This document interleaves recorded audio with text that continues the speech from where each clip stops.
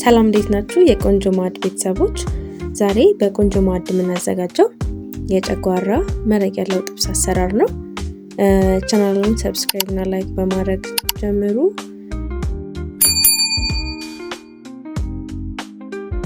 የጋለ መጥበሻ ላይ በደንብ መጋል አለበት። ጨጓራውና ምላስ ሰንበርም አለበት። እንዲሁም ቀይ ስጋ አንድ ላይ አድርገን በደንብ እንጠብሳለን። እጃችን ከመጥበሻው መለየት የለበትም ምክንያቱም ይገነትራል። ስለዛ እንደዚህ እያረኩ እያማሰልኩት ነው። እጄን ማቋረጥ የለብኝም። እንደዚህ በደንብ እንጠብሰዋለን። ልክ ስጋ ቤት ያሉ አይነት ጣዕም ነው የምታገኙት። እንደኔ አድርጋችሁ ከሰራችሁ ሞክሩት ሁላችሁም።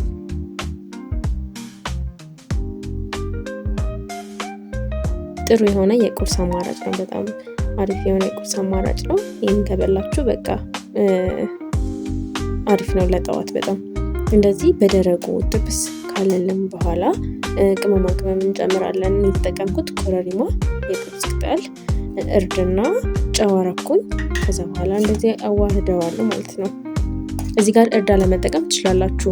እኔ ከለሩ ያው መረቅ ስለሚኖረው የምንሰራው የጨጓራው ጥብስ ከለር እንዲኖረው ስለፈለኩ ነው። በጨጓራው በእርዱ ምትክ ሚጥሚጣ መጠቀም ትችላላችሁ፣ ስፓይሲ እንዲሆን የምትፈልጉ ከሆነ ማለት ነው።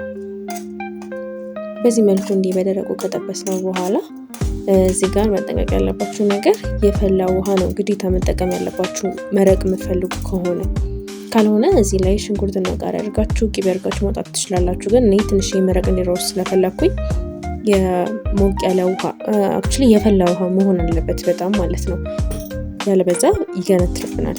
ለማኘክ በጣም አስቸጋሪ ነው የሚሆነው እና ጨጓራውን ደግሞ እንደዚህ ከላይ ካለው ነገር መብላት የማትወዱ ሰዎች ደግሞ በሙቅ ውሃ እያደረጋችሁ መቀቀል ሳይሆን በሙቅ ውሃ እያደረጋችሁ ነው የምትፈገፍጉት ማለት ነው።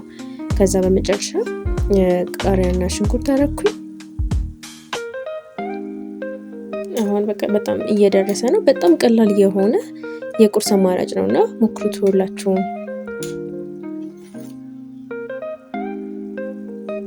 በዚህ መልኩ ኦልሞስት ደርሷል። አሁን ቂቤ እናደርጋለን።